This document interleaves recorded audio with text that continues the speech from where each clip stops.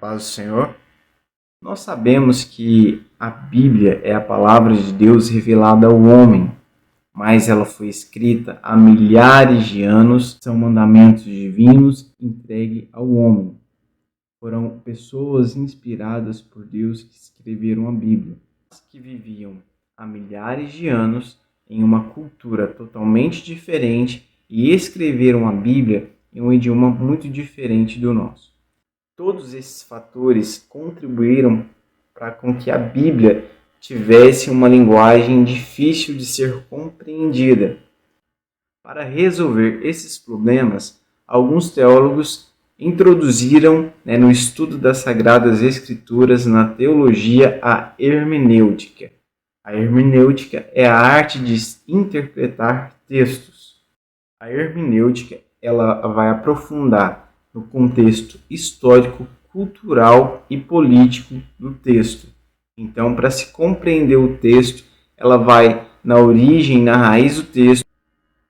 Fazendo isso, fica mais fácil de entender o momento em que o autor escreveu, o que se passava, o que acontecia naquele momento. Isso facilita o entendimento e a aplicação das Sagradas Escrituras.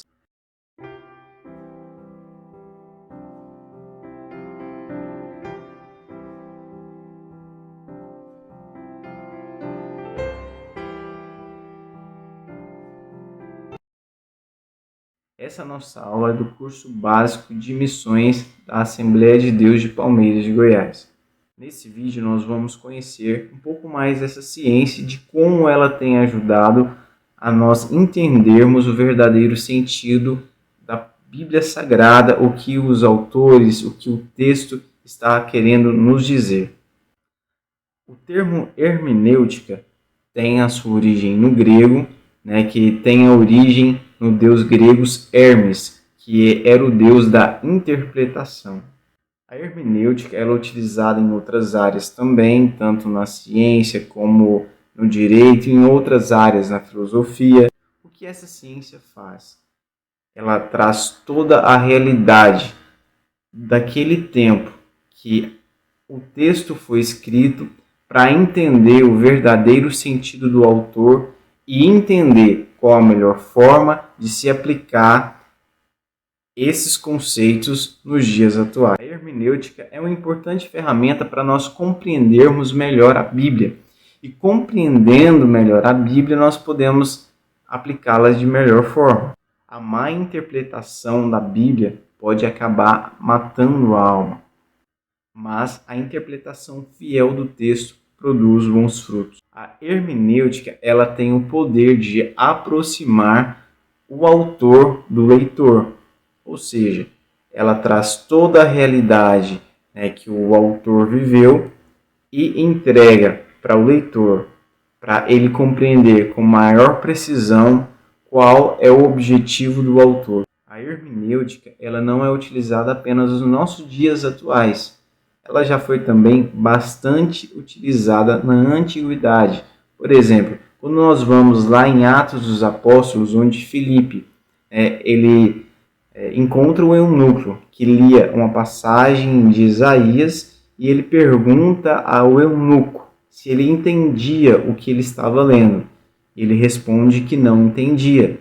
Então, em Atos dos Apóstolos, capítulo 8, versículo 30 ao 35, e correndo Filipe, ouviu que lia o profeta Isaías e disse: entendes tu o que lês? E ele disse: como poderia entender se alguém não me ensinar? E rogou a Filipe que subisse e com ele se assentasse. E o lugar da escritura que lia era este: foi levado como a ovelha para o matadouro, e como esta o mundo o cordeiro diante do que o tosquia. Assim não abriu a boca. Na humilhação foi tirado o seu julgamento. E quem cortará a sua geração, porque a sua vida é tirada da terra? E respondendo o eunuco a Filipe, disse: rogo-te, de quem diz isto o profeta? De si mesmo ou de algum outro? Então Filipe, abrindo a sua boca e começando nessa escritura de anunciou Jesus. Então aqui nós vemos um perfeito exemplo da hermenêutica. O eunuco que pergunta de quem ele se referia, porque ele não estava conseguindo entender, porque ele não conhecia o contexto histórico da nação de Israel, da promessa de um Messias. Então é como se você tivesse pegando uma história do final, ou seja, do meio para o final, você não entende o começo, então tudo aquilo que se passa depois dali você não entende. Então o que acontece? Felipe, ele tinha todo um conhecimento, das Sagradas Escrituras, então ali ele faz, uma hermenêutica.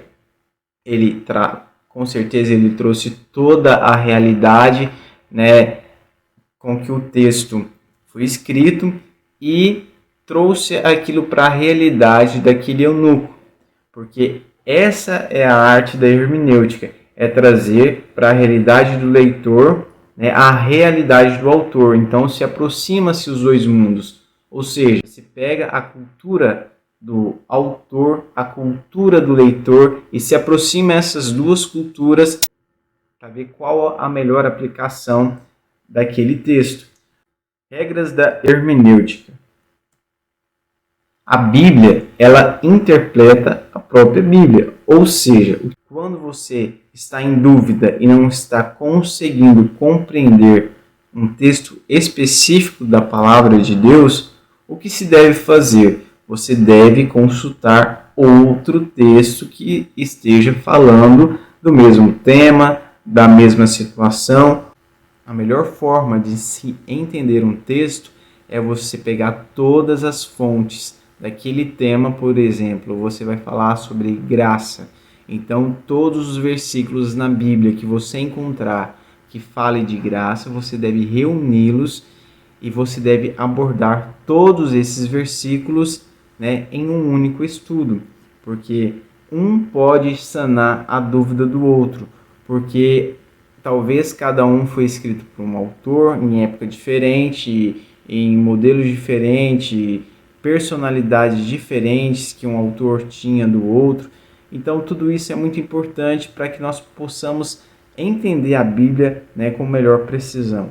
E esse é o sentido também da hermenêutica, você pegar, toda a ferramenta que você tem disponível para você entender o contexto histórico, cultural, sentimental que for escrito. Por exemplo, se você pega os evangelhos, eles têm um sentido de escrita diferente porque foi escrito por pessoas diferentes. Outra grande regra da hermenêutica bíblica é que a Bíblia ela é soberana, em questões de fé, religião e doutrina, ou seja, nenhum outro valor, nem, por exemplo, os valores da filosofia, da psicologia, eles não podem se sobrepor, os valores da ciência, eles não podem se sobrepor aos valores da Bíblia Sagrada. Se a filosofia vem e me fala que um princípio bíblico ele não é necessário, ele é ultrapassado, eu devo ficar com a Bíblia. Infelizmente, hoje, nós temos pessoas, que tentam descredibilizar algumas coisas que a Bíblia diz, alguns princípios que a Bíblia afirma. Nós temos até alguns pastores, que dizem que a Bíblia precisa ser atualizada. E nós, como cristãos autênticos, que queremos viver um cristianismo puro e verdadeiro, nós devemos ter bastante zelo com isso, porque a Bíblia ela é a palavra de Deus e ela se renova a cada dia. Então a Bíblia não tem necessidade de se atualizar. É nós que precisamos nos atualizar pelos padrões da Bíblia. O cristão verdadeiro, ele não tem uma preocupação em atualizar, em moldar a Bíblia aos seus próprios padrões. E a sua verdadeira preocupação do cristão autêntico é se amoldar aos padrões que a Bíblia estabelece.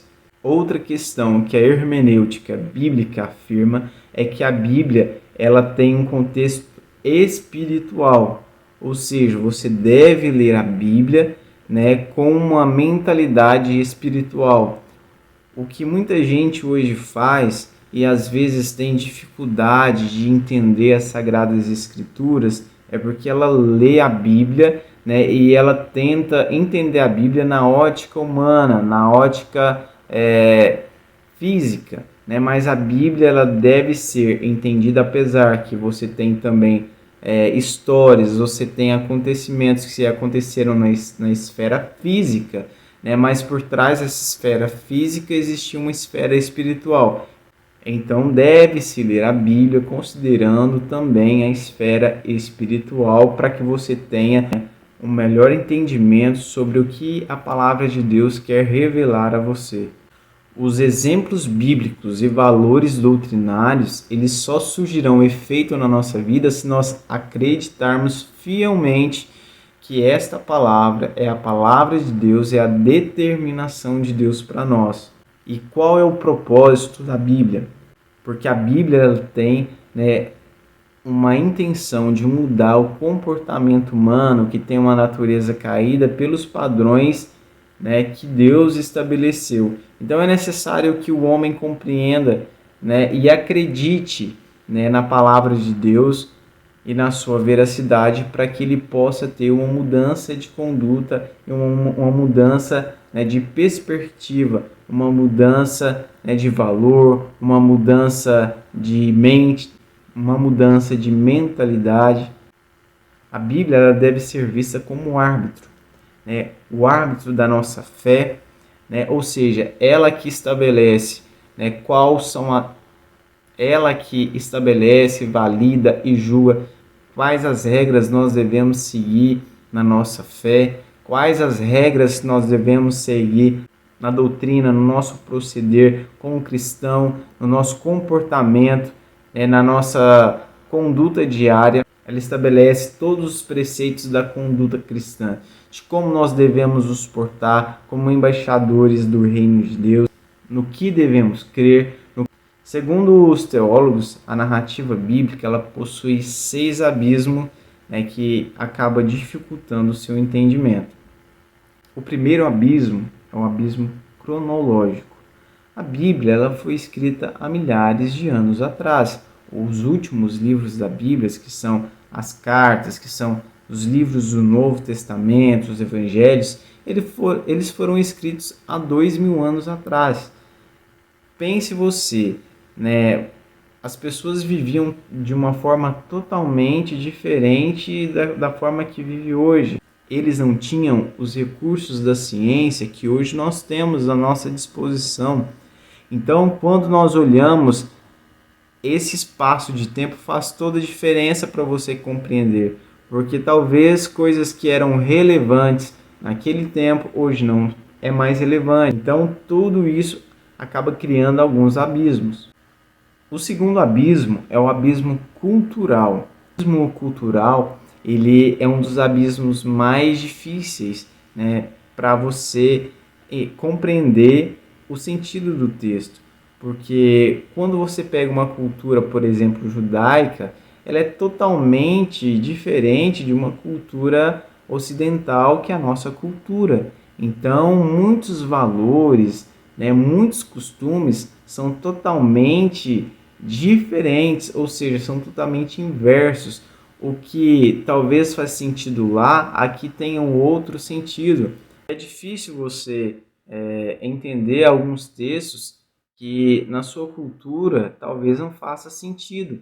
Então parece que o texto está falando coisa com coisa, parece que ali não tem nenhum sentido, aí você começa a se perguntar o porquê, qual o sentido daquilo está na Bíblia, que aquilo parece não ser relevante para você, mas quando, né, entra a hermenêutica e ali ela vai te mostrar qual o verdadeiro sentido, qual era a cultura daquela época, então você acaba se colocando naquela cultura para tentar entender qual é o objetivo do texto, o objetivo do autor naquela passagem, naquele texto.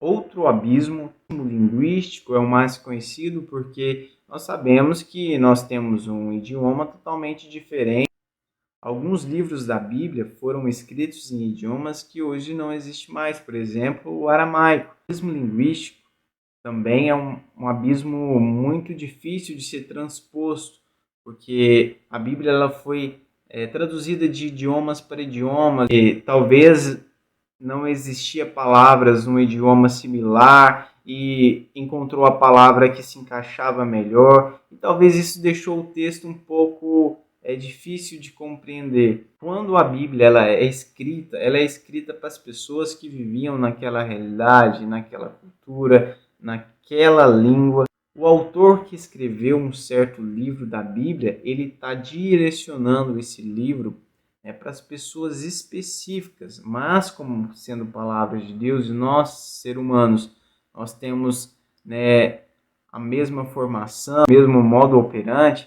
Então, o que acontece? O que serve para uma pessoa lá no Japão também vai servir para mim, apesar da cultura ser diferente, nós temos a mesma essência. E por isso que a Bíblia ela pode ser traduzida para vários idiomas. Só que há um grande desafio nas traduções, porque nas traduções você tem um grande desafio de palavras que às vezes não encontra palavras similares. Por exemplo, quando você vai para o português mesmo, por exemplo, a palavra saudade só existe na língua portuguesa. Então, não existe em outras línguas palavras similares. Então, quando você pega tudo isso, quando os tradutores vão fazer esse trabalho de tradução, eles buscam a palavra que melhor se encaixe no sentido do texto.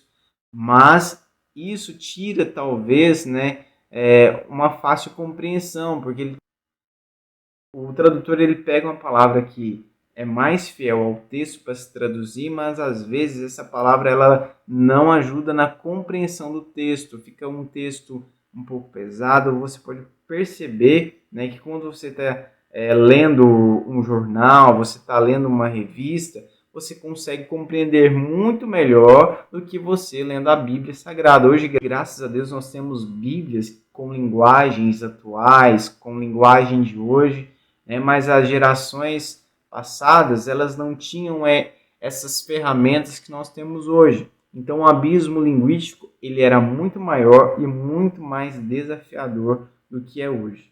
Nós também temos o abismo literário, ou seja, a forma de escrita talvez não faz tanto sentido para nós.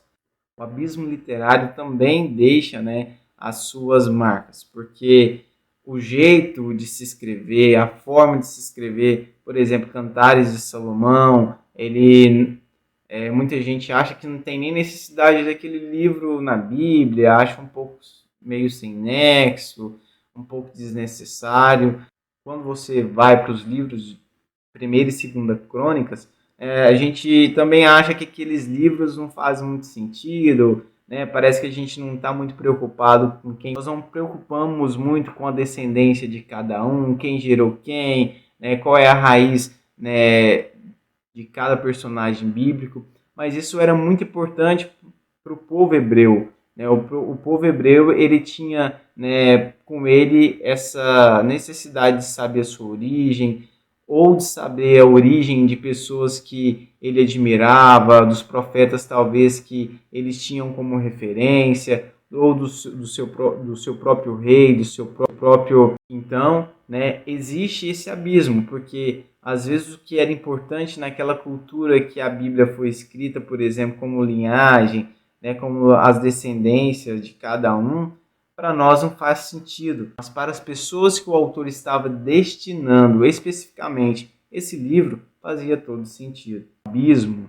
e esse abismo eu acho que ele é um dos mais difíceis de ser transposto, porque esse abismo ele depende que a sua fé seja exercida e que a sua maturidade espiritual seja fortalecida, que é o abismo sobrenatural. Porque a Bíblia ela fala muito do sobrenatural. Eventos, por exemplo, como o dilúvio, eventos como a abertura do Mar Vermelho, os milagres de Jesus, os milagres de Elias e Eliseu.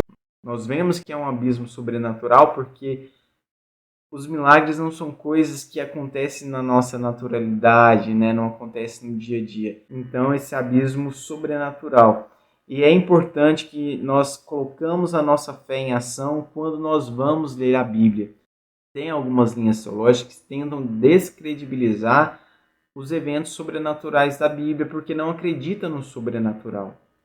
São teólogos que acreditam, que milagres não acontecem, que tudo que acontece é aquilo que está na esfera física, mas nós sabemos que isso não procede. Nós sabemos que o sobrenatural, ele existe. Se você lê a Bíblia com os olhos carnais, você vai ter dificuldade de entender os milagres. Mas quando você lê a Bíblia crendo no sobrenatural, que Deus é poderoso para fazer muito mais além do que pedimos ou pensamos, então você vai se assimilar e vai entender melhor, o sobrenatural que é descrito na Bíblia. A hermenêutica também é uma ferramenta bastante importante, para nós compreendermos, as parábolas, os símbolos, as tipologias, as profecias. É um campo onde ela mais atua, porque quando você vai, por exemplo, para o Pentateuco, ela tem o seu valor ali, ela tem o seu valor nos livros históricos, tem sim, mas onde ela tem um campo de atuação maior dentro da teologia, é nas parábolas, porque você precisa entender o contexto cultural, político em que essas parábolas foram citadas por Jesus, qual era o contexto político daquela época, qual era o contexto social, o contexto cultural e muito mais ainda para entendermos as profecias. Quando entendemos o tempo contemporâneo, os seus costumes, a sua cultura, nós entendemos melhor o que o profeta estava querendo dizer, qual era a sua base, para profetizar, porque por mais que ele está profetizando algo que não vem dele, ele vai precisar se expressar com aquilo que ele tinha disponível. E o que ele tinha disponível era a cultura, eram os valores daquela época, então ele vai se expressar com os valores culturais, com os valores daquela época. Então ele vai se expressar com os valores, com a cultura daquela época.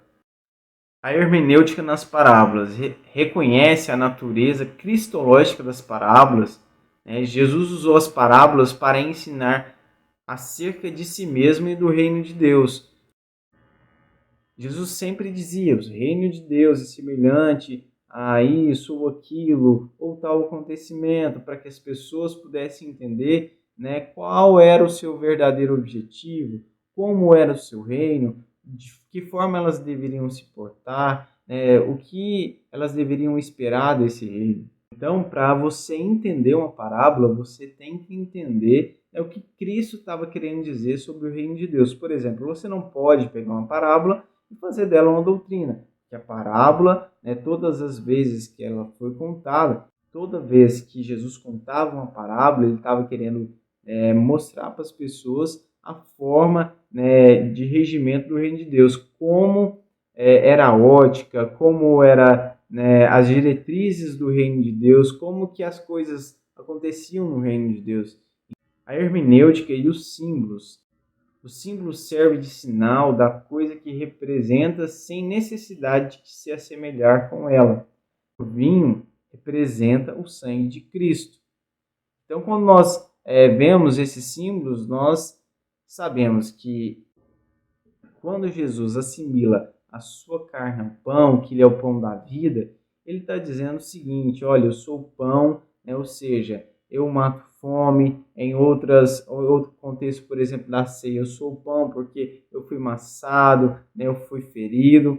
E o vinho representa o sangue, que representa uma nova vida, que nos lava de todo pecado. Então, tudo isso, o vinho, por exemplo, que foi pisado, que foi esmagado. Então, tudo isso tem a sua representatividade. São símbolos que Jesus se referiu para mostrar um pouco como foi símbolos que Jesus utilizou para que as pessoas entendessem melhor qual era o seu propósito, qual era a sua intenção. A hermenêutica e os símbolos também, a semelhança e similaridade, ela também está presente a todo tempo. Por exemplo, a Bíblia se refere a Jesus como o segundo Adão, né? Porque o primeiro Adão trouxe vida, porque o primeiro Adão trouxe morte e o segundo Adão trouxe vida. Ou seja, o primeiro Adão, né, caiu, mas o segundo Adão veio para restaurar, né, o primeiro Adão que havia caído. Então, através desse segundo Adão, o homem tem, né, a sua redenção. A hermenêutica na profecia. O uso, por exemplo, de linguagens figuradas, como nós vimos em Apocalipse, ou seja, se o uso da linguagem figurada, o uso da linguagem figurada, vemos isso em vários livros da Bíblia. Nós vemos isso em Apocalipse, nós vemos isso nos profetas maiores, por exemplo, no profeta Daniel, né? Nós vemos isso no profeta Isaías, vemos isso, por exemplo, no profeta Daniel, quando ele fala, por exemplo, da estátua, né? Quando o rei Nabucodonosor tem aquele sonho. Os profetas sempre utilizavam, né, a figura de algo que já existia, né, para retratar algo que Deus faria no futuro, né, para que ficasse de fácil entendimento para as pessoas poderem assimilar e ter um entendimento e ter um melhor entendimento sobre o que o profeta queria transmitir. A hermenêutica também aborda, né, a comparação com os outros textos, né, texto dentro do seu contexto, as qualidades pessoais e características individuais de cada profecia. Muitas das vezes você tem várias profecias que se assemelham, que estão dizendo praticamente a mesma coisa, embora cada uma delas foi escrita por um autor diferente. Nós temos várias profecias que indicam o mesmo acontecimento, muitas delas em livros diferentes uns dos outros. Para concluir, o objetivo, né, de que nós utilizamos a hermenêutica é ver, né, o porquê nós utilizamos a hermenêutica então, né? Já ficou claro.